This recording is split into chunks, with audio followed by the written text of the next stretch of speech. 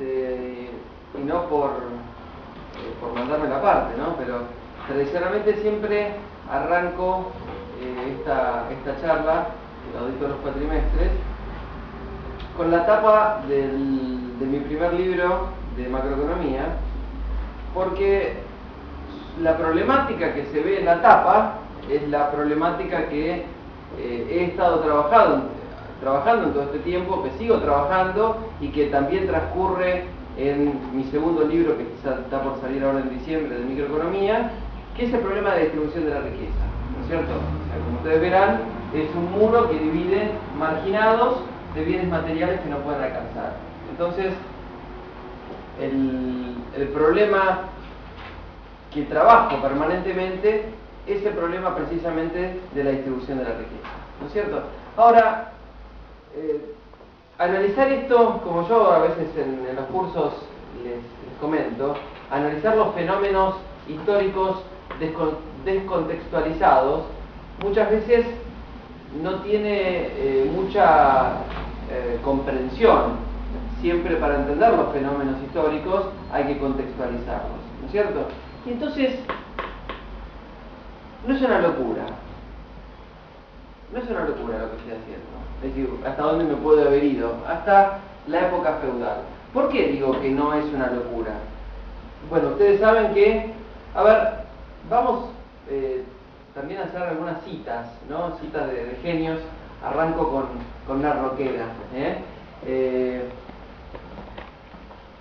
Roger Waters, en el disco siguiente a The Wall, en The Final Cut, de 1983, que es un disco que dedica al padre, que falleció en combate en la Segunda Guerra Mundial, las primeras líneas del disco dicen: decime la verdad, contame por qué Jesús fue crucificado. ¿Es por lo mismo que papá murió?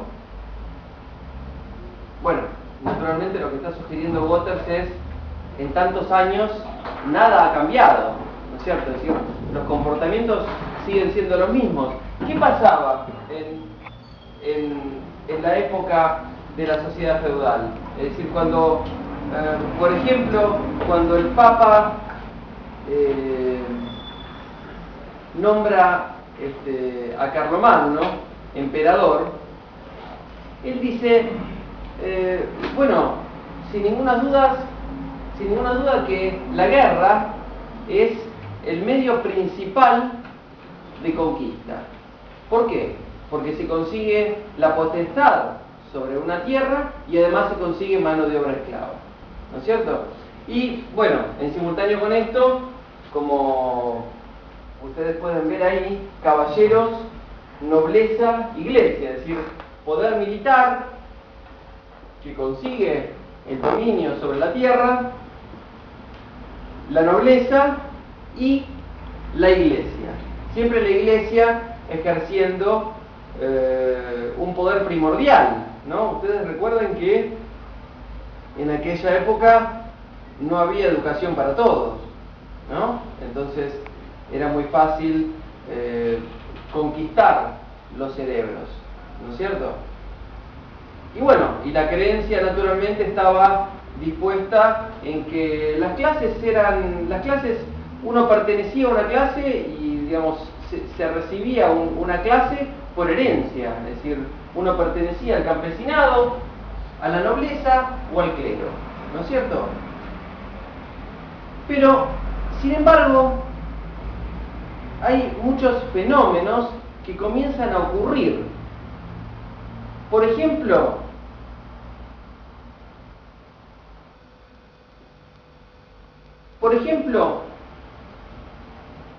el parcelado o el estabulamiento para los, se dice así, para los animales, es decir, se comienzan con procedimientos que incrementan la productividad del trabajo, es decir, la cantidad de producción por trabajador por unidad de tiempo.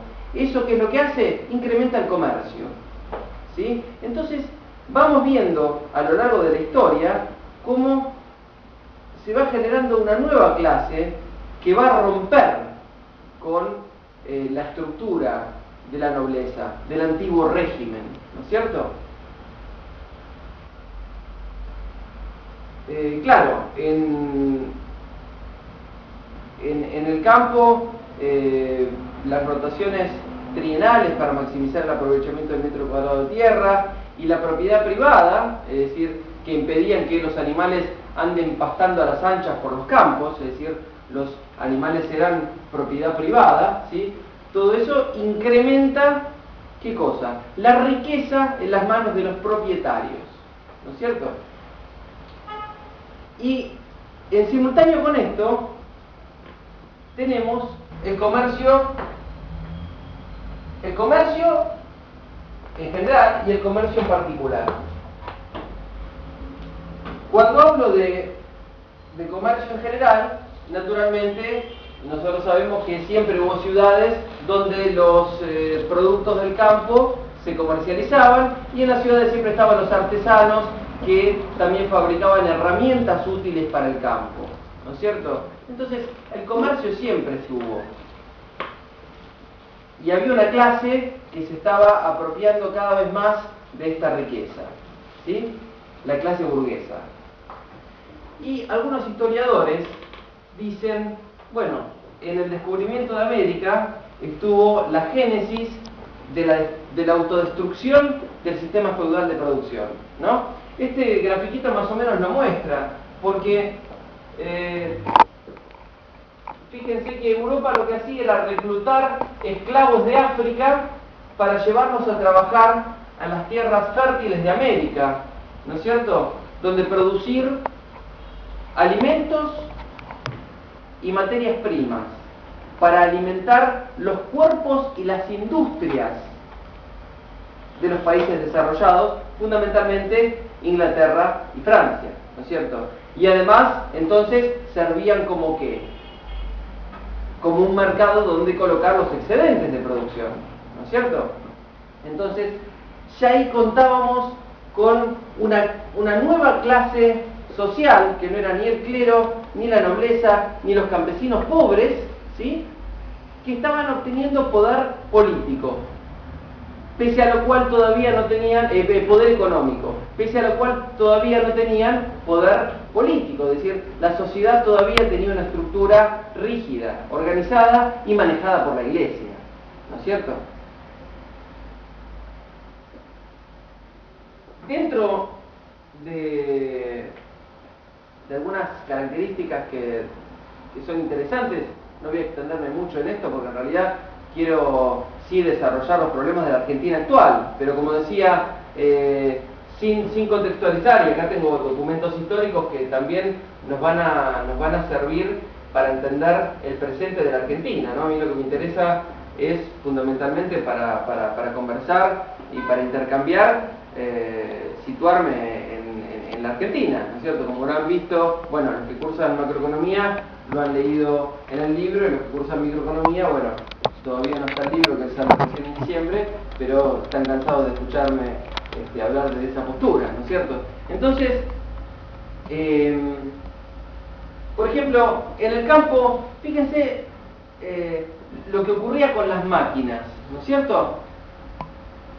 La máquina es un mecanismo simple, ¿no? Que permite el aprovechamiento de los recursos de una manera mucho mayor que si empleáramos simples operarios, ¿no es cierto? Esta simple sembradora Jethro Tull, que fue inventada en el siglo XVIII, a principios del siglo XVIII, nos muestra, fíjense, esta simple cosa, ¿no? Que se tiraban las semillitas por acá que caían, y después tenía una endija que cortaba el suelo, y después unas orejeras que lo removían, y esto permitía además que las semillitas queden tapadas por tierra húmeda, removida desde abajo, y además protegida de los pajaritos que se la comían, ¿no es cierto?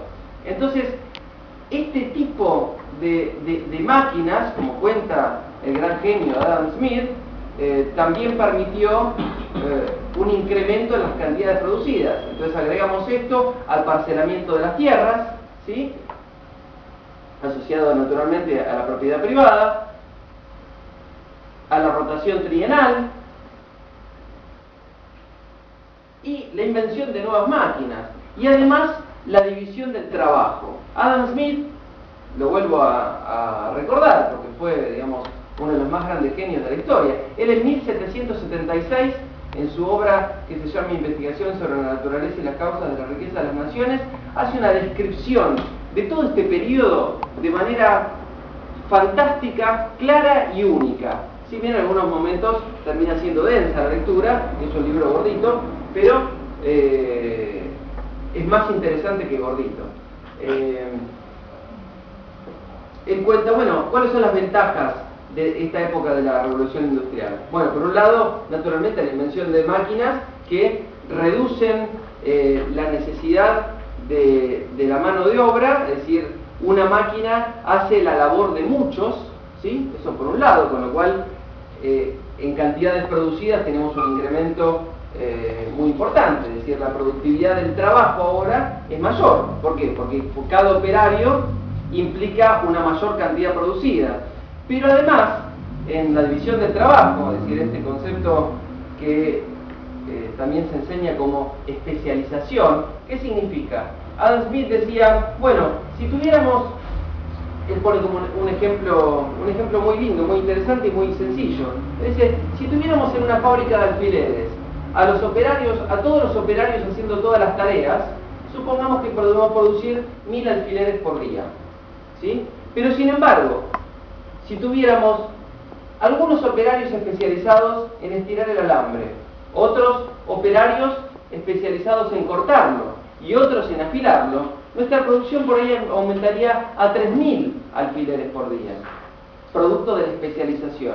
Esto es ¿por qué? Porque la reducción de la tarea diaria a una pequeña acción rutinaria permite a los operarios obtener, aprender, ganar las mañas, las pericias que de otra manera no pueden conseguir. Y además, cuenta Smith, el tiempo que se pierde al pasar de una operación a otra, cuando normalmente se efectúa en un sitio distinto y aún con herramientas distintas, es mucho mayor que el que uno cree. Por eso, las ventajas de la especialización, es decir, la división técnica del trabajo, son muy superiores a los que uno puede entender con la simple lectura. ¿Sí? En la práctica son mucho mayores. Y bueno, la invención de las máquinas naturalmente ejerce un rol fundamental. Yo voy a pasar rápido algunas fotitos, pero hay algo en común en esto, que es una rueda, ¿no? Es decir, fíjense, la hiladora mecánica tiene una rueda, después la máquina de hilar también tiene una rueda, la tejedora Jenny también tiene una rueda, y entonces, bueno, acá viene uno de los primeros grandes cambios en la historia.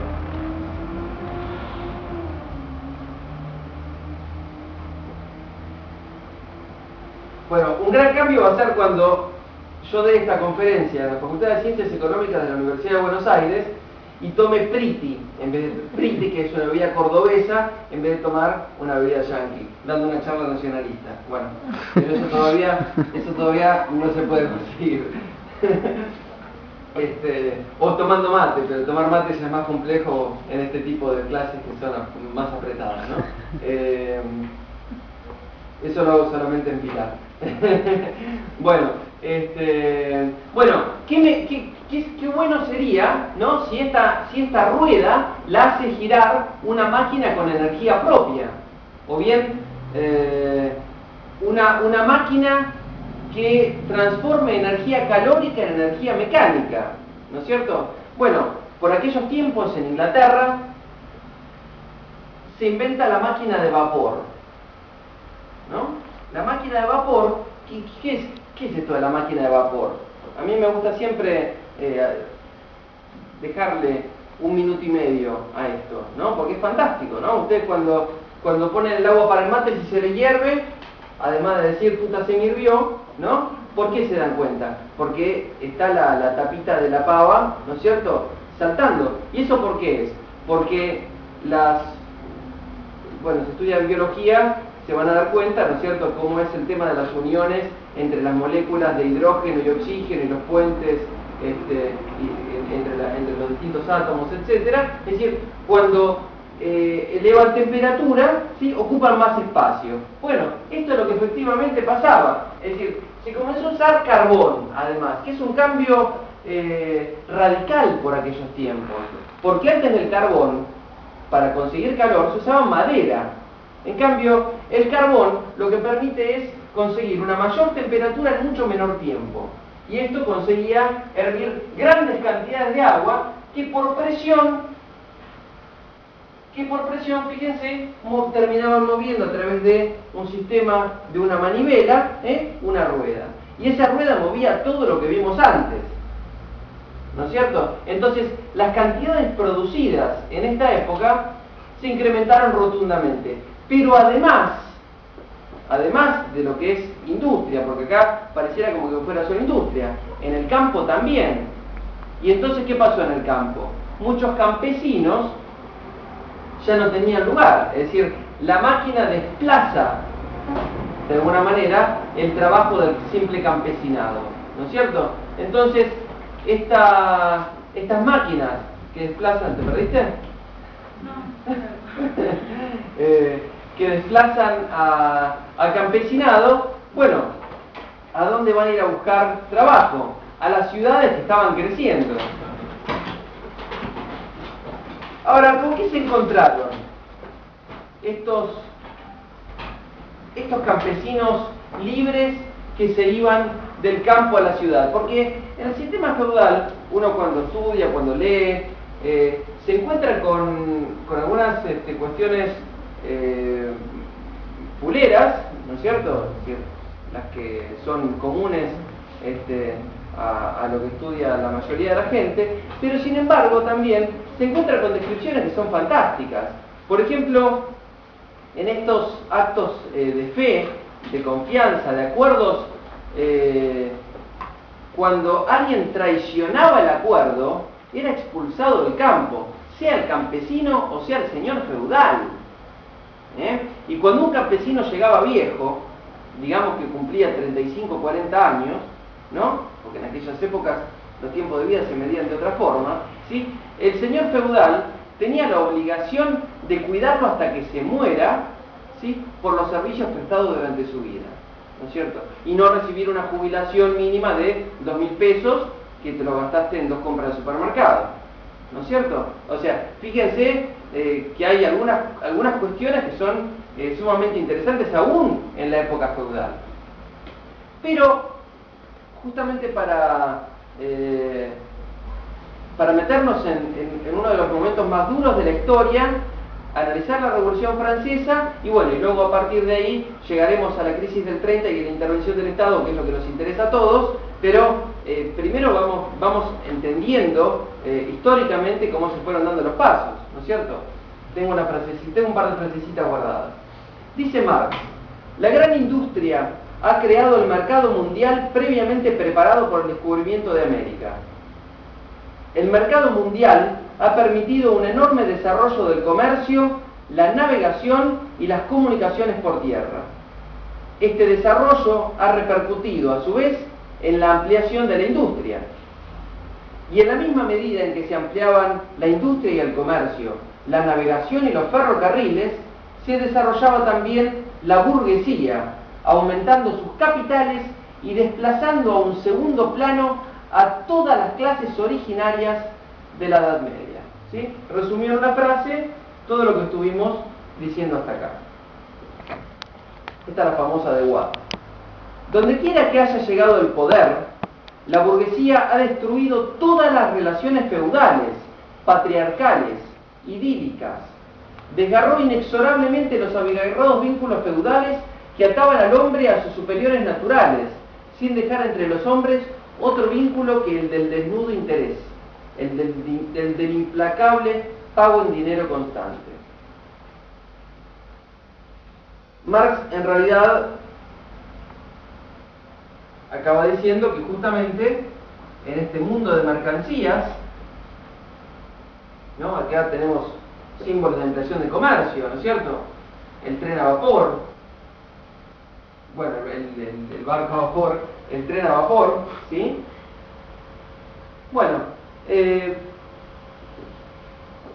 el trabajo finalmente es una mercancía más, ¿no es cierto? Que se ofrece y se demanda en un mercado como cualquier otra mercancía, ¿no es cierto? De hecho, 100 años antes, Adam Smith intenta, como él dice en una frase que los que han leído ya mi libro de macroeconomía lo ven en las primeras páginas, los que no, bueno, ya llegará su tiempo, pero me parece muy importante recurrir a esta frase de Adam Smith, ¿no es cierto? Porque él dice, así como Marx en 1864 en el Capital dice, la riqueza se aparece como un inmenso cúmulo de mercancías, no es ninguna frase inocente, ¿no es cierto? Porque dice, la riqueza es un inmenso cúmulo, se aparece como un inmenso cúmulo de mercancías, porque es la cantidad de bienes y servicios que va a satisfacer las necesidades de los habitantes.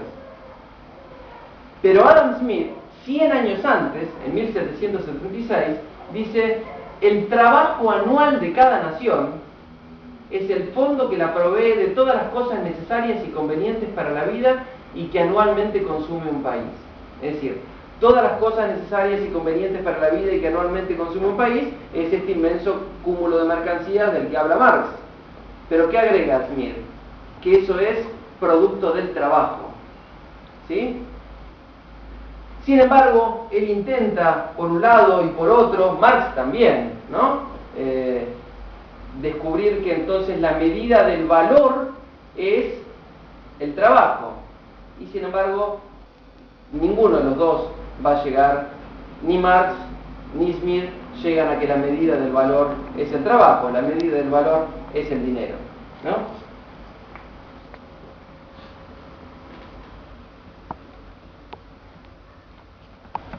Smith justamente lo que termina diciendo es, efectivamente los precios de estas mercancías se distribuyen en precios, salarios, se distribuyen en salarios, rentas y ganancias, es decir, en remuneraciones a los factores productivos, es decir, en el ingreso de los factores productivos, del trabajo, es decir, el pago al trabajo, ¿no?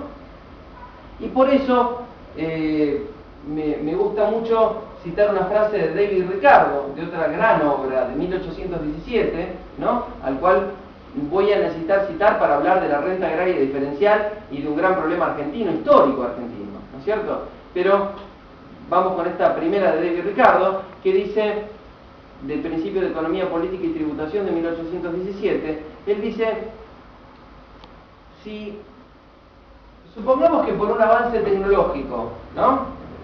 En época posterior a la revolución industrial, si supongamos que por un avance tecnológico tuviéramos que se duplica la producción y frente a eso los salarios se incrementan un 50%, las rentas de los terratenientes un 75% y el resto es apropiado por el capital, entonces yo lo que voy a ver es que el trabajador es cada vez más pobre, ¿no es cierto? Por lo tanto, el establecimiento de leyes que regulen la distribución de la riqueza producida es el eje principal de la política económica de un país. ¿Sí? Esto es David Ricardo, ¿sí? Porque en los manuales de economía ortodoxa, David Ricardo y Adam Smith aparecen como los liberales clásicos. ¿Qué van a ser liberales clásicos? Liberales fueron otros. Ahora, antes de esto, y antes de llegar a la Revolución Francesa, porque ahí me interesa tocar varios puntos, me interesa recordarlo a Cobos, me interesa recordar el 2001, hay muchos momentos muy interesantes de la Revolución Francesa que tienen que ver incluso con Argentina de hace un tiempo y de hoy también, ¿no? Fíjense en el medio de todo esto, y esto también me sirve para hablar de la renta agraria diferencial, Soy bastante recurrente con la renta agraria diferencial. Bueno, los que hicieron micro conmigo me han escuchado algo de esto, ¿no? Esto es una carta que le manda un general inglés al gobierno de Gran Bretaña, ¿no es cierto? Él dice: yo humildemente propongo al gobierno enviar a principios del próximo octubre 8 buques de guerra con 5 o 6 grandes transportes, cuyo total de unidades muy bien podría conducir 2.500 hombres preparados para desembarcar en cualquier momento y atacar, o más bien tomar, Buenos Aires, que está situada sobre el Río de la Plata, 1711. La fertilidad de este país excede lo creíble. Sus ricas llanuras, que son las mayores del mundo, de 50 y algunas de 60 leguas de circunferencia, están tan cubiertas de ganado que no pueden creerlo sino aquellos que lo pueden ver. Esta corta descripción demuestra suficientemente la generosidad tanto de su clima como de su suelo, y estoy persuadido que puedo fácilmente probar que la situación en relación con el comercio de esta nación es de la mayor importancia y que ningún lugar o país bajo el cielo es tan capaz de aumentar el comercio y la riqueza de Gran Bretaña. Y esto puede ser innegable por argumentos que son evidentes por sí mismos.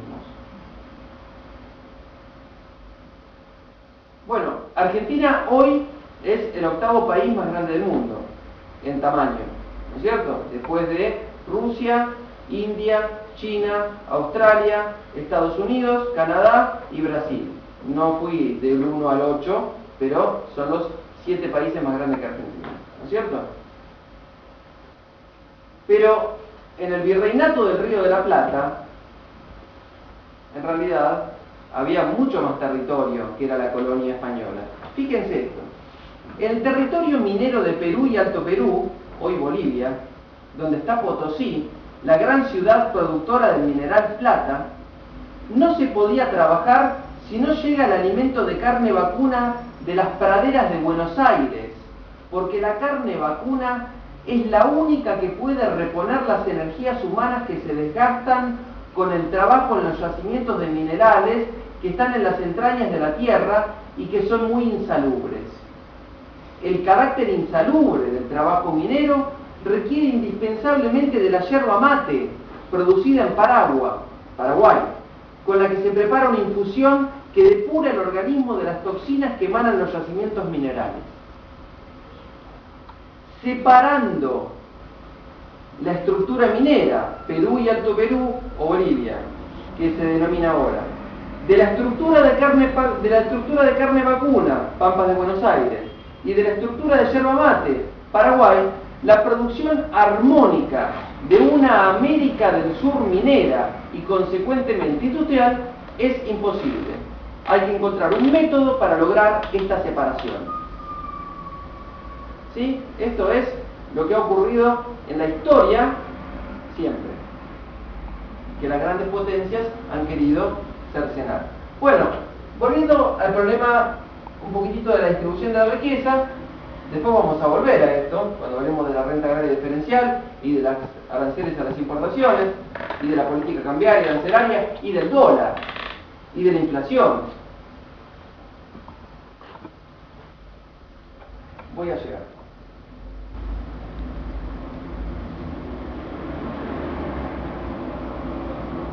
¿Qué pasaba en esta época de la Revolución Francesa? Fíjense cómo era la concepción, cómo eran las cabezas. En 1682, uno de los reyes más opulentos que tuvo la historia europea, Luis XIV, construye el palacio más extraordinario, grande y lujoso de toda Europa, el Palacio de Versalles. Ahora, ¿qué había en esto? Uno va a Francia y dice, bueno, yo no fui a Francia, pero uno va a Francia y dice, bueno, voy a conocer París, voy a conocer Versalles. Pero ¿qué hay detrás? ¿Qué hay en el medio de todo esto? ¿Por qué el palacio está en Versalles y no en París? Bueno, porque la idea era separarse de la gente común, porque él era un ser superior, él era un rey. Entonces, construye un palacio a 19 kilómetros, en auto pavimentado son 10 minutos, ¿tá? Pero a 19 kilómetros al este de París, el Palacio de Versalles. ¿Para qué? Para separarse de la gente común, de sus súbditos. Bueno, la grandilocuencia de Francia, lamentablemente para ellos, va a ir secundando a Inglaterra fundamentalmente cuando pierden la guerra por el dominio de Norteamérica, más o menos en 1760, más o menos. Entre 1760 y 1765 fue una guerra de 7 años, ¿no es cierto? De Luis XV, el sucesor de Luis XIV, ¿no? Bueno, 5 años después de que se casara a los 15 años Luis Capet, el nieto, ¿no? Bueno, en 1774, la desgracia más grande que le pasa a Francia es que se muere Luis XV. ¿Y quién hereda el trono? A los 20 años. Este muchacho, Luis Capet, Luis XVI. Bueno, Luis XVI no sabía gobernar y dice que tampoco sabía amar, ¿no? En realidad tenía un problema, pero bueno, después lo solucionó. Como tenía una afición de cerrajero, en un momento decían, yo no sé cómo es eso de cerrajero, porque le cuesta encontrar el agujero donde meter la llave, ¿no? Pero bueno, después, a través de una operación, solucionó su problema. Y tuvo 4 hijos. Pero, bueno, independientemente de eso, en 1776 ocurre una segunda catástrofe para Francia. Es decir, que ya venía totalmente desfinanciada por el dinero que puso en la guerra que perdió por Inglaterra, donde perdió prestigio y perdió mucho dinero. ¿Qué pasó en 1776? Luis XVI, un muchacho no muy despierto, Luis XVI dice, voy a vengar la derrota de mi abuelo. Entonces voy a financiar a Estados Unidos para que se independice de Inglaterra. Ahora, la cantidad de dinero que mandó, dinero, tropas, alimentos, etcétera, hubiera sido suficiente para alimentar a 7 millones de franceses durante un año. Esto situado en un momento en donde el 98% de la población se moría de hambre. ¿Sí? No les queda otra que subir los impuestos. Ustedes saben que acá hay un poco de ortodoxia económica, ¿no? Ahora vamos a hablar de lo que es la política fiscal, pero dentro de unos años. Ustedes saben que el clero y la nobleza no pagan impuestos y que entonces el resto de la población sí paga impuestos, ¿no? Bueno, ahora, ¿qué pasa? Convocan a los estados generales, es decir, que es como que sería una asamblea en el Parlamento, ¿no? ¿Y qué pasaba en los estados generales? Había 1/3 de diputados de la nobleza, 1/3 de los diputados del clero y 1/3 de los diputados del resto de la gente, el 98% de la población. Es decir, apenas 400.000 personas dentro de 25 millones de personas, menos del 2% de la población, tomaba todas las decisiones, ganaban 2-3, ganaban 2-1 todas las decisiones, ¿no es cierto? Bueno, surge en aquel momento algo fantástico, ¿no? Que es, bueno, uno de los ejes que me interesa traer siempre. Es decir, aparece en París el auge de las ideas de la Ilustración, ¿no? Las ideas de la Ilustración, los que han leído algo de Voltaire, Rousseau, Montesquieu, etc., proponían que había que pensar por sí mismo. Es decir, no había por qué creer en lo que te decían tus gobernantes. O no había por qué creer en lo que te decía la iglesia. ¿Por qué hay que tener fe en la iglesia? Hay que pensar por uno mismo y la razón y la lógica habrá de ser el medio para que la raza humana se eleve a un estado superior. Bueno, comienzan a estudiar. Aquellos que tenían dinero para poder financiar la educación comenzaban a estudiar y se genera en París un auge muy fuerte de esta corriente. Bueno, entonces aparece como un representante de toda esta gente un tal Maximilien Robespierre, Maximilien Robespierre, que era un orador fantástico, se lleva puesta a toda esta gente y entonces se convierte en el líder de esta gente. Bueno, entonces comienzan las asambleas después de 175 años y lo que proponen es, bueno, no tiene sentido que si nosotros somos el 98% de la población tengamos apenas un tercio de diputados, entonces tendríamos que cambiar la composición del Parlamento. Bueno, asamblea va, asamblea viene con un rey inexistente. Cuestión que el 20 de junio de 1789 encuentran, cuando el rey estaba perdiendo cada vez más poder en manos de este Maximilien Robespierre, que era el líder del pueblo, se encuentran las puertas de las sesiones cerradas, ¿no? Y yo les dije que íbamos a encontrar hasta el 2001, inclusive el 2001 en esta Revolución Francesa. Porque cuando se encuentran las puertas de las sesiones cerradas, se van al campo de pelota y juran seguir reuniéndose, no parar de reunirse hasta tener una nueva constitución. ¿No es cierto?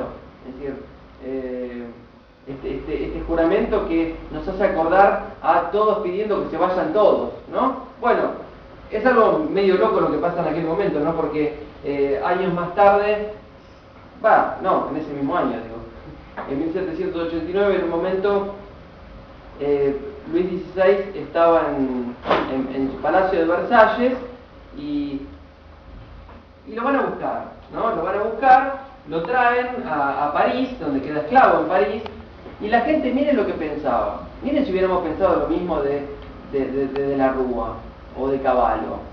Lo van a buscar y lo llevan escoltado hasta París, porque la gente pensaba que si el rey estaba más cerca de la gente y entonces miraba los problemas de la gente, los iba a ayudar, ¿no? Si nosotros nos hubiéramos encontrado en la calle con Cavallo y con de la Rúa, no nos hubiéramos encontrado en ningún lado, nos hubiéramos cortado en pedacitos, igual que como hicieron con los pobres guardias de la Bastilla el 14 de julio de 1789, cuando la gente va a buscar armas, ya tenían armas, fueron a buscar pólvora. O cuando van a matar a la reina, que despilfarraba todo el dinero de Francia y que por eso es acusada, además de por traición a la patria, por despilfarrar fondos públicos, ¿no? Y la condenan a la guillotina, ¿no? Algo que no vi ni con Cavallo, ni con Menem, ni con de la Rúa en Argentina. Pero cuando la van a matar, lo que hacen es, pobrecito, le cortan la cabeza a los guardias del Palacio de Versalles, ¿no? Bueno, después tardan como 4 años más hasta que le cortan la cabeza a estos dos. Lo que pasa es que lo bueno que aparece en esto, además, es que muy pronto, cuando la gente ese día, el 14 de julio de 1789, va a buscar pólvora a la Bastilla, que era un gran templo, lo llamaban el templo del terror, ¿no es cierto? Era una especie de cárcel donde se mataba gente, abusando del poder de la monarquía y toda esa historia. Cuando la gente se arma, va a buscar pólvora, la gente adquiere poder, y estaba Maximilien Robespierre, que se erige como el triunfador de la Revolución Francesa, ¿no es cierto? Con Luis XVI, que había perdido absolutamente todo el poder y que acuerda entonces, una vez tras otra, firmar todo lo que se decía en la asamblea, manejada ahora por Maximilien Robespierre. Bueno, ahí aparecen dos cosas. Por un lado, la Declaración de los Derechos del Hombre y del Ciudadano. Este es un cambio fundamental en la historia, ¿no? Acá se abolen para siempre las distinciones de clase. Se determina que todos los hombres son iguales ante la ley.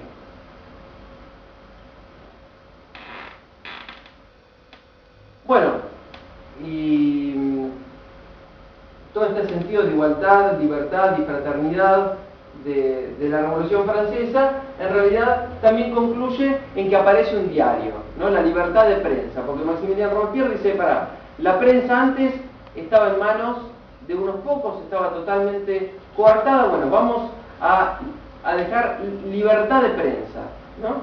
Fíjense qué concepto, ¿no? y aparece, bueno, justo cae en manos de un enfermero, un tipo que era médico, que fracasó en su profesión y que estaba súper enfermo, porque tenía problemas de la piel y que se tenía que hacer baños medicinales todos los días, entonces tenía una bronca terrible con la vida. Entonces, ¿qué hacía? Como tenía una bronca terrible con la vida, escribía todas sus broncas, ¿no es cierto? Bueno, así que, bueno, ahí aparece el Magneto de 1790 y pico, ¿no? Inventando, fabulando. En un momento dice, porque se armó una fiesta en el Palacio de Versalles y los reyes empezaron a pisotear la bandera tricolor. Mentira, pero la gente lo fue a matar. Se fue de París hasta Versalles a asesinarlo. Mentira, era una mentira que inventó este tipo Marat.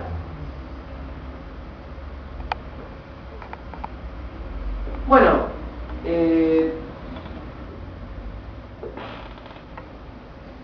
nada se solucionó para bien en Francia. Después vino una época de terror, es decir, una época terrible. Vos decías cualquier cosa que a alguien no le gustaba, te denunciaba y te cortaban la cabeza. O sea, fue una época terrible. Así que volvamos a Inglaterra. Quedémonos con la Declaración de los Derechos del Hombre y del Ciudadano y volvamos a Inglaterra. ¿Por qué? Porque voy a encontrar una mejora en la clase trabajadora.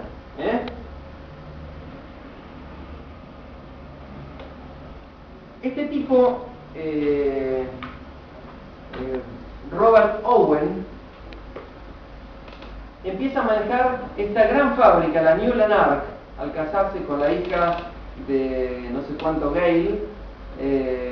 Bueno, la cuestión es que, fíjense, ¿se acuerdan de la máquina de vapor que movía ruedas y que esas ruedas hacían girar máquinas? Bueno, estos tipos lo que hacen es aprovechar, en vez de necesitar una máquina de vapor, lo que tienen es el afluente del río Clyde, que mueve todas unas poleas de gran tamaño, y esas poleas enganchadas con piñones, coronas, etcétera, van moviendo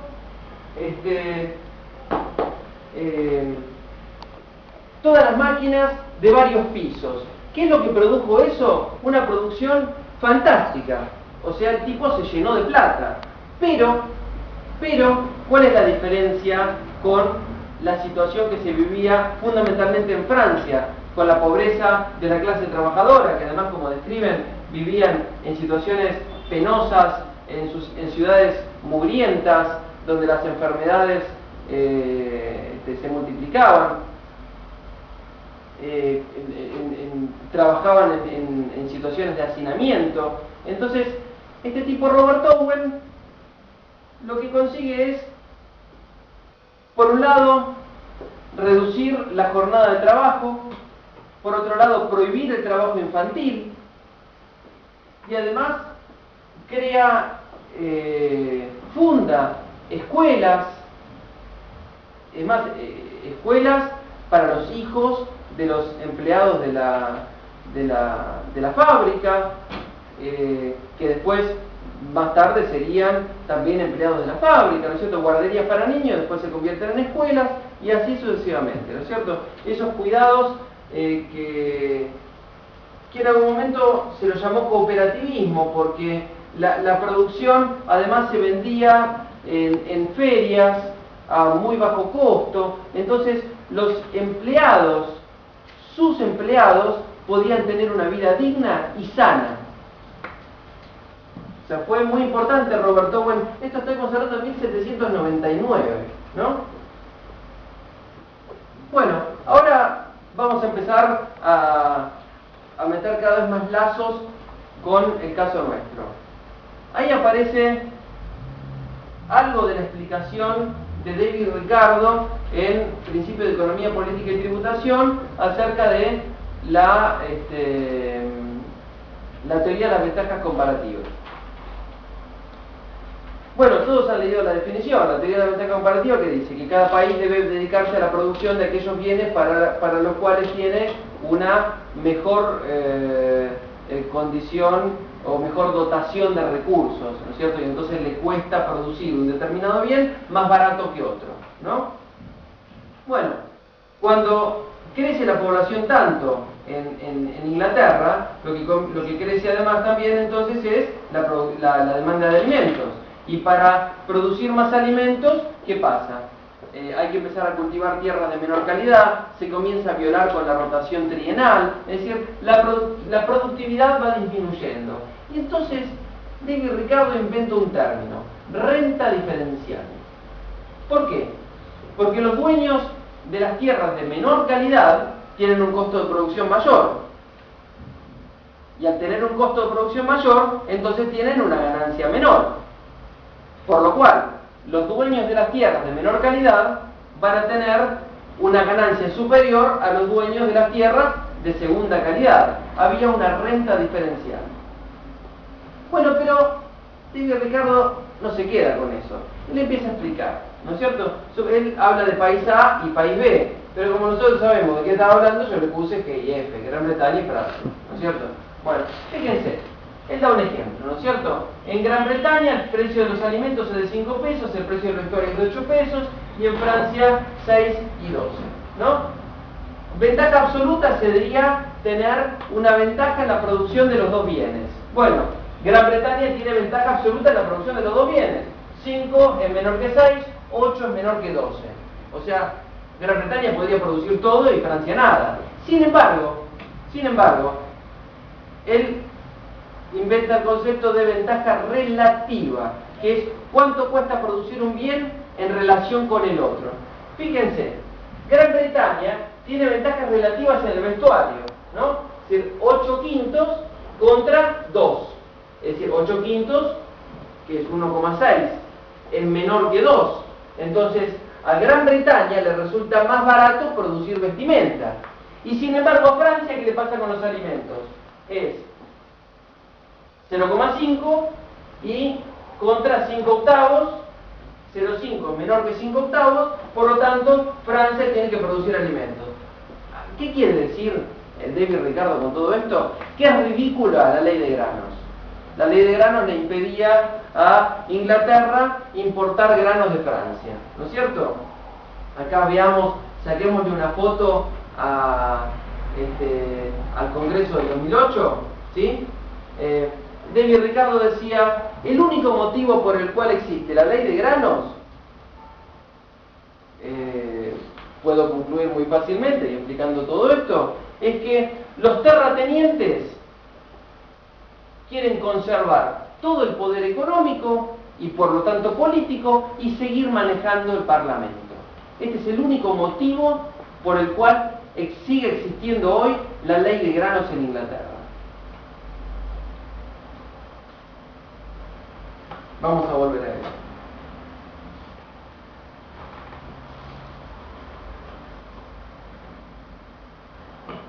Bueno, acá brevemente, digamos, luego de saber que en realidad, además de las ciudades donde vivían los obreros, que eran ciudades sumamente mugrientas, sin alcantarillas, el jabón se inventó en una época posterior, es decir, la situación de vida y de trabajo de los obreros, además de que las jornadas laborales eran de 16 horas, con salarios sumamente pobres. El salario significa el poder de compra que tenían con el dinero que percibían, ¿no es cierto? Marx en un momento dice, bueno, pareciera que para lo único que sirve la clase trabajadora es para perpetuarse a sí misma, es decir, ganan tan poco, es decir, no hay una movilidad social ascendente, ¿no? O sea, el concepto que nosotros conocemos con el gobierno de Perón en la Argentina. Es decir, la clase trabajadora lo único a lo que tiene derecho es a perpetuarse a sí misma, es decir, cobran para subsistir, tener hijos y seguir perpetuando como clase trabajadora, ¿no es cierto? Bueno, esto naturalmente llevó a la organización de gremios, sindicatos, hubo paros, huelgas. El 1 de mayo de 1886 en Chicago, en Estados Unidos, hubo una masacre donde, digamos, hubo una cantidad de gente impresionante reclamando por una jornada laboral de 8 horas, algo totalmente lógico. Hubo muchos muertos y por eso el 1 de mayo es el Día Internacional del Trabajo, ¿no es cierto? Y bueno, en contracara aparece la conquista de los trabajadores, que son las cosas que se han conseguido fundamentalmente en el siglo XX, es decir, días de descanso, vacaciones, asistencia social, etc. ¿Cierto? Y vamos a llegar entonces a la crisis del 30, ¿no? A la crisis del 30, que me va a permitir, ¿qué cosa? Mostrar la intervención del Estado. Ahí vamos a ver política fiscal, política cambiaria, política arancelaria y metiéndonos ya en el caso argentino, ¿no es cierto? Bueno, ahí en realidad lo que les estoy mostrando es todos estos cambios demográficos que se iban produciendo. Yo después se los mando por mail, pídanmelo, yo se los mando por mail, así tienen todos los datos. Por ahí lo más interesante es ver, por ejemplo, que en Alemania, fíjense la red ferroviaria en Alemania, cómo se multiplica. Si bien Inglaterra y Francia fueron los primeros países industrializados del mundo, los de la segunda etapa, que fueron Alemania y Estados Unidos, como se dice en criollo, les pasaron el trapito. ¿Por qué? Porque tenían toda la experiencia anterior y además concentraron el poder económico, el poder financiero, es decir, la banca, y el acuerdo con un gobierno fuerte que incentivaba la producción, y además se dedicaron directamente a la producción pesada, ¿sí? Entonces por eso es que Alemania y Estados Unidos superan en aquel momento, a partir de 1850, 1870, comienzan a superar a Inglaterra y Francia. Y bueno, y Estados Unidos, el caso particular que tiene es los millones de inmigrantes. Fíjense que hubo... No, acá no. Acá. En 1914... No, ¿dónde está? Bueno, en algún lado hay inmigrantes. 5 millones hasta 1860 y después 14 millones de inmigrantes. ¿No es cierto? Bueno, hay también una ventaja que obtiene Estados Unidos con su participación en la guerra que se hubiera terminado en 1915, se hubiera llamado Cuarta Guerra Imperial Alemana, ¿no? Se mete Gran Bretaña y después se mete Estados Unidos, que es el que define la guerra. Por eso es la Gran Guerra, la Primera Guerra Mundial, ¿no es cierto? En 1914 Estados Unidos le debía a Europa 3.000 millones de dólares. Y en 1918, al terminar la guerra, Europa le debe a Estados Unidos 11.000 millones de dólares. Y a esto sumémosle, fíjense la cantidad, además de autos. En 1913 había 12 autos cada 1.000 habitantes, en 1929 había 190 autos cada 1.000 habitantes, y llegamos a que Estados Unidos tiene en 1929 prácticamente la mitad de la producción mundial, ¿no? Esto estuvo acompañado por un fenómeno que se llamó administración científica, ¿sí? No voy a hacer tan extenso en esto porque si no, no voy a hablar nada de la Argentina. Taylor fue el primero que a fines del siglo XIX comienza a estudiar los tiempos y los movimientos de los operarios. Con eso lo que consigue es que la producción de su sector sea la mejor de toda su empresa. Entonces lo nombran gerente, y la novedad es que se dan cuenta de que tiene que haber una división. Por un lado tiene que estar el sector administrativo. ¿Ustedes son licenciados en estudios de administración para contador? Bueno, entonces no me sirve. Se quería dar una clase de administradores y son contadores, no me sirven para nada.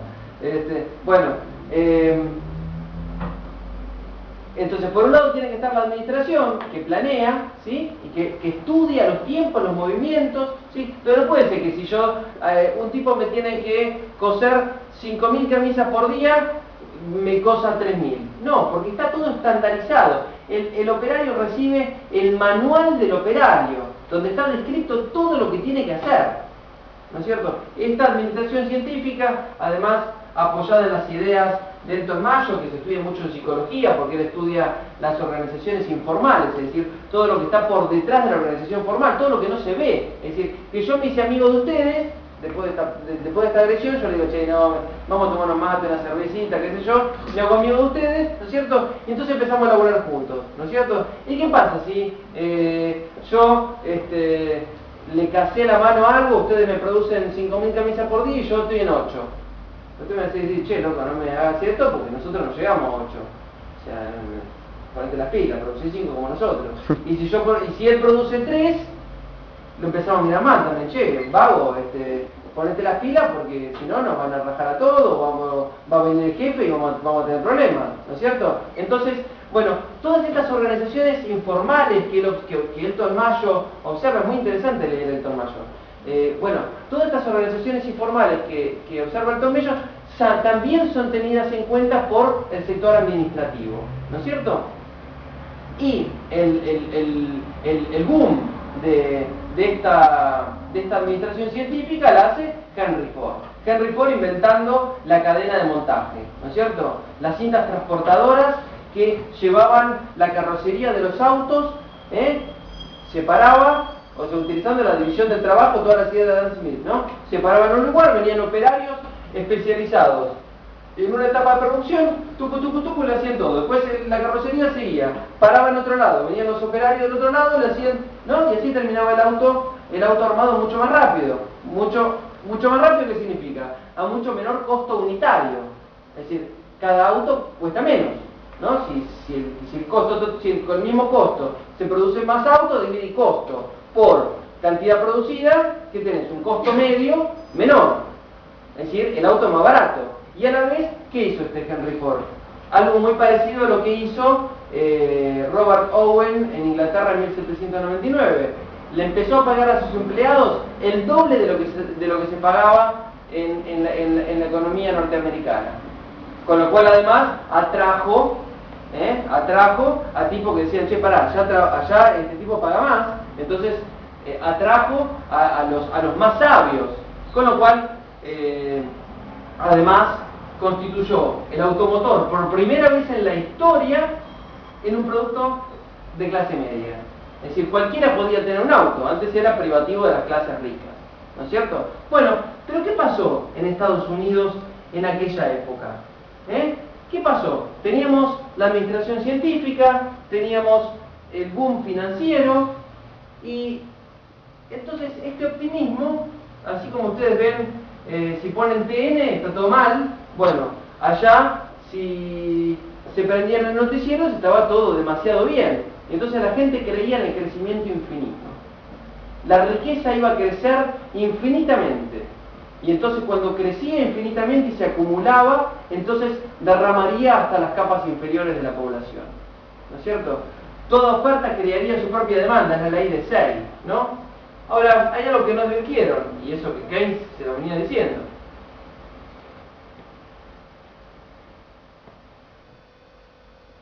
La tercera parte de la riqueza total de Estados Unidos estaba concentrada en apenas un 5% de la población. Con lo cual, este crecimiento infinito de mercancías, ¿a quién se le iba a vender? Si la mayoría de la gente no era rica, era más bien tirando a pobre, ¿no? Pero en aquel momento, ¿qué pasa? Cuando las fábricas comienzan a producir y vender, pagaban muchos dividendos por las acciones. Y vos comprabas una acción en una empresa que estaba creciendo y te pagaba dividendos. Y si la empresa estaba creciendo, te pagaba buenos dividendos. Entonces la gente decía, bueno, vamos a comprar acciones. Y además se generó una onda especulativa. Eso también pasó al mercado inmobiliario. En la península de Florida se compraban por ahí propiedades a 5.000 y después se vendían sin explicación alguna a 15.000 y después a 30.000 y después a 50.000 sin explicación alguna. Comenzó una onda especulativa fantástica. Y entonces el Banco Central de Estados Unidos, la Fed, prestaba a los bancos comerciales al 5%. Los bancos comerciales prestaban a la gente común al 12%. Entonces, a la gente común, no a los empresarios. A la gente común, entonces me dice, pará, yo me puedo hacer rico. John Raskow, un dirigente de la otra gran empresa automotriz de Estados Unidos, la General Motors, decía, dentro de un tiempo, no todo el mundo podrá ser rico, sino que todo el mundo deberá ser rico, ¿no? Entonces, ¿qué pasaba? Las acciones también empezaban a valer cada vez más. ¿Por qué? Porque si pagaban buenos dividendos, la gente quería comprar acciones, por una cuestión de oferta y demanda, los precios de las acciones van subiendo, ¿no es cierto? Y entonces, si en 1926 las acciones que estaban a 100 dólares pasan a 1929 a 200 y pico de dólares, tenemos un incremento del 30% anual. Entonces, ¿qué hacía la gente? Pedía un crédito en el banco al 12% y por el otro lado cobraba en la bolsa el 30%. Pero esto iba a tener un momento en que se iba a detener. ¿Por qué? Porque la mayoría de la gente no era rica. Entonces, cuando se comienzan a vender cada vez menos mercancías, porque la gente ya no puede comprar más, las empresas, ¿qué hacen? Regla básica, no pueden vender, ¿qué hacen? Producen menos. Si producen menos y venden menos, pagan menos dividendos. Y si pagan menos dividendos, los valores de las acciones empiezan a bajar. Y además comienzan a despedir gente. ¿No es cierto? Y entonces empezó el temor. Porque vos tenías acciones por 40.000 pesos, ¿no? Y de pronto, por todo este tema, los valores de las acciones empiezan a bajar. Ahora, lo mismo que vos tenías ahora vale 30.000. Y sabés que mañana va a estar 25.000. ¿Qué haces? ¿La vendés antes que siga bajando su valor o no? Bueno, entonces la gente comienza a desprenderse de las acciones. Bueno, hasta que llega un día trágico. El jueves 24 de octubre de 1929. Se ofrecen en el mercado 13 millones de acciones. Y los bancos dicen, bueno, vamos a seguir con toda esta cosa. Los bancos compran los 13 millones de acciones. Fin de semana pacífico, la paz ha vuelto. Pero el lunes 28 de octubre se ofrecen en el mercado 9 millones de acciones. Y los bancos dicen, no, ya no compramos más. Y entonces el martes 29 de octubre de 1929 se ofrecen en el mercado 33 millones de acciones. Se produjo un colapso total. Quebraron 6.000 bancos, 90.000 empresas. Y se llegó, entre tanto, a una pobreza gigantesca con 15 millones de desempleados, una tasa de desocupación que orillaba el 30%. Bueno, cuestión que acá sí es donde le empezamos a hacer caso a Keynes y vamos a desarrollar en 20 minutos todas las ideas de Keynes, de Perón, de Menem, de todo. Bueno, ¿qué decía Keynes?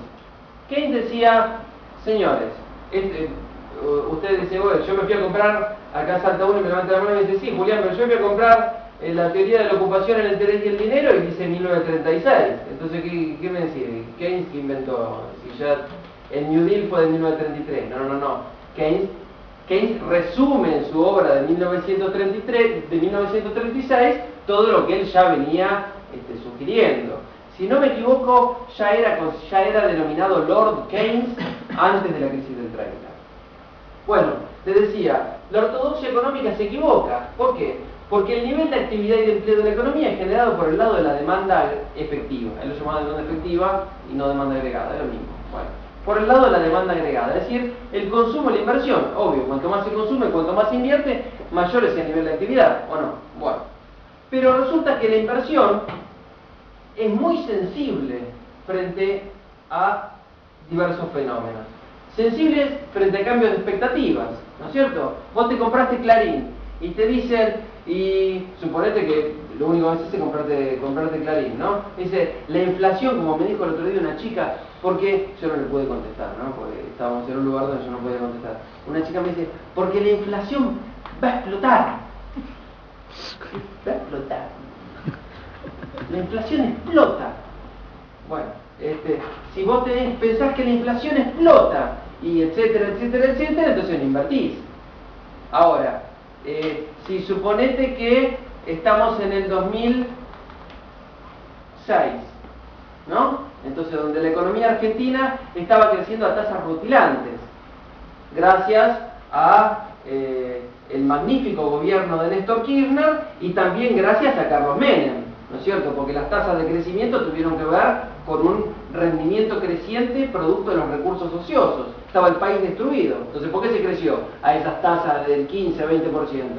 Gracias a Néstor Kirchner y gracias a Menem también, que había destruido el país, ¿no es cierto? Bueno, pero en ese momento, ¿vos qué vas a hacer? En función de las expectativas. ¿Vas a invertir o no vas a invertir? Vas a invertir. Bueno, Keynes no explica esto en su libro porque todo, ya estaba frito. Pero bueno, la inversión depende de las expectativas y también depende de las tasas de interés, ¿no es cierto? Si la tasa de interés es muy alta, ¿qué pasa? El pedir un crédito es muy caro y a la vez la rentabilidad financiera es muy alta, entonces la inversión productiva disminuye. En cambio, si la tasa de interés es baja, por eso es muy interesante, yo les recomiendo, no voy a charlar de esto, porque además está muy claramente explicado por internet, pónganse Carlos Heller, Proyecto de Ley de Servicios Financieros para el Desarrollo Económico y Social, está clarísimamente explicado cómo se puede producir una disminución de las tasas de interés, especialmente para financiar a las pequeñas y medianas empresas, ¿no es cierto? Pequeñas y medianas empresas, consumo, vivienda, lo que fuera, ¿no es cierto? Bueno, si las tasas de interés son bajas, el crédito es barato y la rentabilidad financiera obviamente es baja. Entonces, ¿qué vas a hacer? Vas a invertir, ¿no es cierto? Bueno, pero Keynes dice, bueno, como el nivel de actividad y de empleo es tan inferior a los niveles de pleno empleo, entonces esa brecha que existe entre el nivel de actividad que oscila la economía y los niveles de pleno empleo convoca a la intervención del Estado. Es el Estado el que tiene que invertir para generar empleo, en la construcción de represas hidroeléctricas, puentes, caminos, edificios públicos. Eso es lo que debe hacer el Estado para generar empleo. Bueno, en 1933 Roosevelt aplica el New Deal, que es la primera intervención concreta del Estado en la economía. En 1936 vuelve a aplicar un segundo New Deal. Bueno, las cosas no fueron bien, todo esto terminó en la Segunda Guerra Mundial. Pero me interesa este concepto, ¿no es cierto? El Estado tiene que intervenir. Ahora, ¿qué significa? ¿Que el Estado tiene que gastar? Es decir, algunos dicen, gasto es mala palabra. Vamos a hablar de política fiscal, ¿no es cierto? Bueno, ¿qué es gasto público? Ahí tenemos el contenido del gasto público. Bueno, la determinación de estos porcentajes también es distribución de ingresos. Por ejemplo, fíjense, un problema que tuvo la Argentina especialmente hasta el 2005, desde 1976, ¿no? A ver si lo encuentro rápido esto, yo supongo que sí.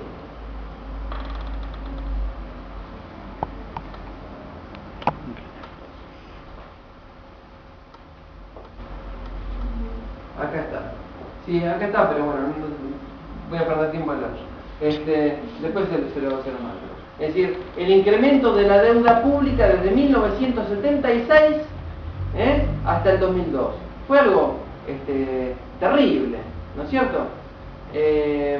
Bueno, con el excedente comercial, con las retenciones a las exportaciones, se fue pagando la deuda pública y fíjense, en la medida que se achique este cosito, deuda pública 45.000 millones de pesos, en la medida que se achique esto, también se agranda entonces cualquiera de las otras porciones, ¿no es cierto? ¿Y qué hay en las otras porciones? Servicios sociales, seguridad social, educación y cultura, salud, promoción y asistencia técnica, agua potable, trabajo, servicios económicos, que es la segunda porción más grande, transporte, comunicaciones, energía, combustible y minería, agricultura, comercio y turismo, ecología, industria. Bueno, la determinación de estos porcentajes también es política distributiva y política de Estado. Es política de Estado esto. ¿Qué hay? Acá está, ciencia y técnica. Ciencia y técnica lo creó el kirchnerismo. Antes no existía. Esto es una política de Estado, ¿sí? Pero claro, todo eso es muy lindo. ¿Qué hay que hacer? Recaudar, ¿no? Ahora, hay impuestos progresivos, impuestos regresivos. Bueno, podemos discutir acerca de eso. Pero, fíjense que la recaudación del Estado, yo insisto con que la política fiscal expansiva no significa reducir el superávit comercial, ¿no es cierto? Cuando ustedes están leyendo esa parte del libro de Macro, ustedes se dan cuenta, no, en parte les pongo el caso contrario, es decir, ¿qué es lo que está pasando en los recortes, los ajustes y todo eso? Es decir, reducir el gasto público, ¿no? Reducir el gasto público es reducir el nivel de actividad. Y si se reduce el nivel de actividad, se reduce el nivel de recaudación. O sea que no se mejora el problema del superávit fiscal. Y aumentar el gasto público significa aumentar el nivel de actividad. Y el mayor nivel de actividad aumenta el nivel de recaudación. A ver, miremos esto, concreto, sin teoría, concreto. Impuesto al consumo. Está bien, es un impuesto regresivo, todo lo que quieran, no me importa. Estoy hablando de un tema fiscal. Impuesto al consumo. A mayor nivel de actividad, mayor consumo, aumenta la recaudación del Estado, ¿sí o no? Bueno, a mayor nivel de actividad, mayores ganancias. O sea que aumenta el impuesto a la ganancia. Me van a decir, sí, pero las multinacionales no pagan el impuesto a la ganancia y entonces algunos tenemos un mínimo no imponible de 5.000 pesos. Bueno, eso es un problema político. Pero estamos hablando de política fiscal, ¿sí? Aportes y contribuciones. Esto tiene que ver con las contribuciones de las patronales y con los descuentos a los empleados. Es decir, aumenta el nivel de empleo, aumenta esto también. ¿Sí o no? Entonces, a mayor nivel de actividad, mayor nivel de recaudación tributaria. ¿Está? Entonces ahí está el fantasma eliminado, aniquilado. Es decir, mayor gasto público no genera una contracción del superávit fiscal. Eso es un verso de la ortodoxia. La ortodoxia quiere imponer ese mensaje, pero es un verso de la ortodoxia. Nosotros en la heterodoxia estamos mirando que la realidad es distinta a lo que plantea la ortodoxia, ¿sí? Desde el lado keynesiano, de alguna manera, ¿no es cierto? Y acá aparece una tortita en gris, una porcioncita en gris, ¿no? Que es comercio exterior, que fíjense que es el 13%. Bueno, la recaudación del Estado naturalmente es muy sensible frente a las retenciones a las exportaciones y los aranceles a las importaciones. A ver, los aranceles a las importaciones, a ver si encuentro rápidamente. Después volvemos en todo caso.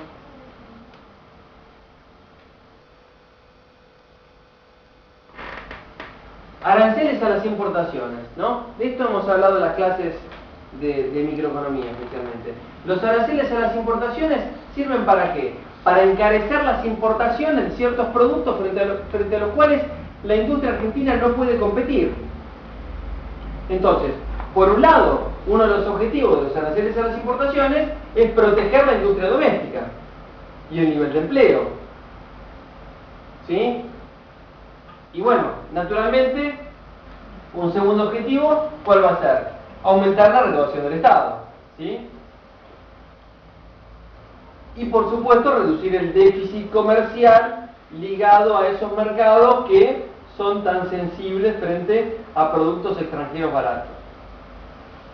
Y ahora, con respecto a esto que leí del libro de Julio González, que tiene que ver con esta riqueza extraordinaria de la tierra argentina, si por estas condiciones de que Argentina siempre va a ser un país agroexportador, o sea, la pregunta es, ¿solo agroexportador o además agroexportador e industrial? ¿Qué es lo que queremos? ¿No es cierto? Argentina siempre va a ser agroexportador.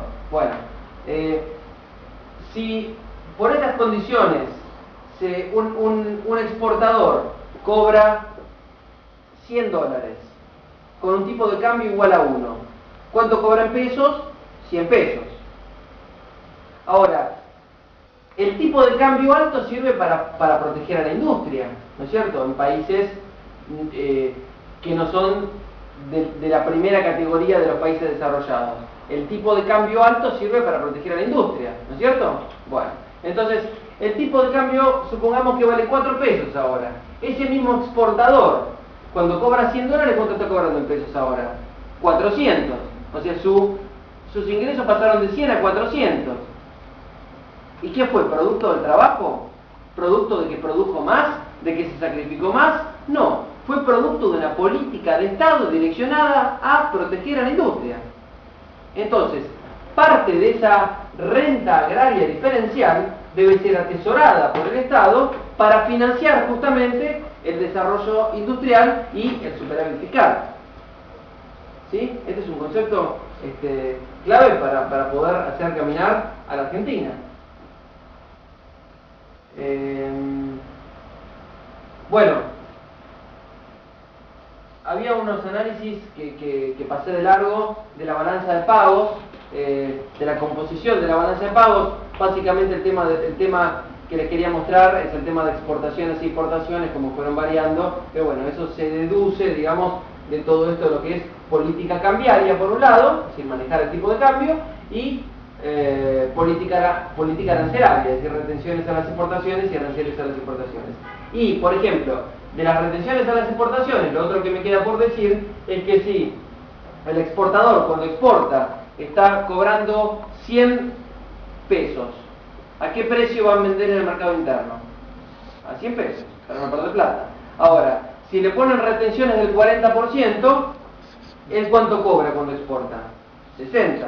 Entonces, para no perder plata, ¿cuánto va a vender en el mercado interno? 60.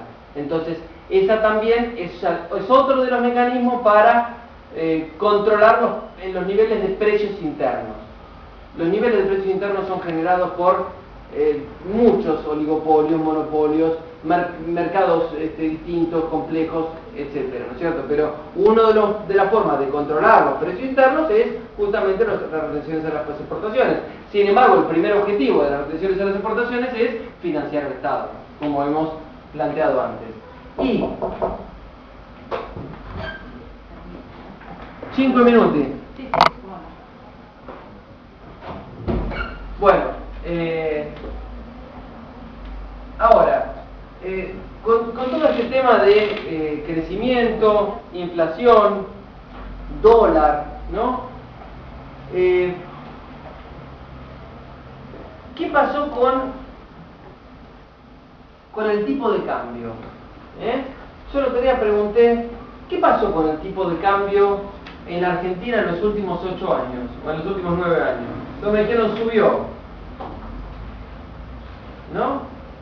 Bueno, el tipo de cambio real, el tipo de cambio nominal, ¿qué sería? El precio del dólar, es decir, cuántos pesos tenés que entregar por $1, ¿no es cierto? Bueno, y el tipo de cambio real, ustedes vieron, cuando hablamos de real significa medido en bienes, ¿no es cierto? Entonces, ¿qué sería? Medido en bienes, ¿cuántos bienes internos tengo que entregar por un bien extranjero? En otras palabras, ¿cuál es el costo de la importación y cuál es la competitividad de las exportaciones? ¿No es cierto? Bueno. Entonces, el tipo de cambio real es igual al tipo de cambio nominal por precios externos sobre precios internos. Obviamente, si sube el tipo de cambio nominal, es decir, está más caro el dólar, se encarecen las importaciones y ganan competitividad las exportaciones. Si suben los precios externos, se encarecen las importaciones. Ahora, ¿qué pasa cuando suben los precios internos? Cuando suben los precios internos, en términos relativos, se abaratan las importaciones, ¿no es cierto? ¿Y qué pasó en los últimos 9 años? Más o menos, redondeando, el tipo de cambio aumentó un 50% y la inflación fue del 500%. Entonces, si esto sube un 50% y esto sube un 500%, ¿qué pasó con esto? Si se agrandó 10 veces más el denominador que el numerador, ¿qué pasó con el tipo de cambio real? Bajó, ¿no? Por eso todos estaban diciendo que ahora se venía la devaluación porque el dólar estaba atrasado. Cristina salió la otra vuelta a decir que estaba bien así porque, además, acompañado por política arancelaria y otros trucos más, como trabas a las importaciones, etcétera, que protegieran el superávit comercial, que estaba bien que el tipo de cambio esté así porque nos permitía incorporar maquinaria y tecnología barata, si el tipo de cambio está más barato que antes, ¿no es cierto? Bueno. Ahora, ¿cuál es el gran problema? El salario real. El primer problema que con el que empecé la charla. El salario real, ¿qué sería? El salario nominal dividido el nivel de precios. Salario real, que es el poder adquisitivo del salario, ¿no es cierto? Bueno, y tenemos una conquista, o una reconquista, más bien, del kirchnerismo, luego de la flexibilización laboral, de la destrucción total de los derechos de la clase trabajadora. Hemos tenido con las paritarias, los convenios colectivos de trabajo, las moratorias jubilatorias que incluyeron a tantos jubilados al sistema de jubilaciones que si no, no podrían cobrar un peso, cobrarán la mínima, pero cobran, etcétera, etcétera, etcétera. Los subsidios a los transportes, los subsidios a las empresas de servicios. Bueno, todo esto lo que genera es una mejora en el salario real. Y ahora, entonces, cuando aparece el tema de la inflación y del dólar, ¿no? Dice, la inflación es terrible, como me decía esta chica, la inflación explota. O el dólar, está el dólar verde, blue, violeta, azul, amarillo. Bueno, ¿qué pasa con esto? A ver, si hacemos una breve historia, un repaso así breve, ¿no?, de lo que se nos viene a la cabeza. Nos acordamos, por ejemplo, época de hiperinflación, Alfonsín. Y sin embargo, cuando Alfonsín, está bien, es decir, ¿cuáles son los problemas de la inflación? Los problemas de la inflación son el poder adquisitivo de la clase trabajadora, la pérdida de confianza en la moneda, es decir, si querés ahorrar, no podés ahorrar en pesos, tenés que ahorrar en otra cosa, en dólares, ¿no? Bueno, ese tipo de cosas. Ahora, a pesar de un deterioro institucional, del valor de la moneda, etc., cuando Alfonsín le entrega al gobierno a Carlos Menem, la tasa de desempleo era del 6,5%. ¿A mí qué es lo que me importa? Que la inflación suba, baje, o qué sé yo, que además está controlada porque está siempre más o menos igual. ¿Qué es lo que a mí me preocupa? A mí lo que me preocupa es el nivel de actividad, el nivel de empleo y el poder adquisitivo de la clase trabajadora. Claro, alguno puede saltar y me puede decir, y sí, pero hay cerca de un 30% de la masa laboral que sigue operando en la informalidad. Bueno, sí, naturalmente, o sea, porque hay problemas, hay problemas. Pero digo, el tema de la inflación como problema grave, no, a mí el problema grave me interesa la generación de nivel de actividad y generación y protección del salario en términos reales, ¿no es cierto? Y respecto del dólar, miren, hay mucha gente que yo lo escucho, sí, pero si viajo tengo que pagar un 15%. ¿No estábamos diciendo que el dólar está más barato? O sea que te está yendo, digo, esto nos favorece a todos, ¿eh? Yo me voy a Catamarca de vacaciones, voy a estar en la Argentina, pero si me podría cantar, decir, bueno, me voy a Brasil, o me voy a Punta del Este, ¿no? Como ahora está barato el dólar, ¿no? Si el dólar está barato, pero no está barato para mí, o para quien se quiere ir a Brasil, ¿está barato para qué? Lo dijo la presidenta, está barato para que la industria se reconvierta y consiga consolidar el proceso de sustitución de importaciones. Entonces, si está barato para eso, ¿por qué yo no puedo pagar un pequeño impuesto? Sino que se vaya el dólar al blue, y entonces ya no tenemos más una recuperación industrial. Pero a mí me va a terminar saliendo más caro todavía, ¿eh? Y además por ahí mucha gente se queda sin empleo. Entonces, digo, a mí lo que me interesa es el nivel de actividad y de empleo. Por lo tanto, el tema de la inflación y del dólar, a mí, sinceramente, no me preocupa, en tanto esté controlado y explicado por qué, ¿no es cierto? Bueno, yo siempre termino diciendo lo mismo, es decir, no permitamos que nos programen el pensamiento. Por eso mi aporte siempre es tratar de abrir la cabeza y dar los elementos mejores que dispongo para que podamos pensar en estos términos, ¿sí? Es decir, no dejemos que nos programen el pensamiento. Gracias por venir.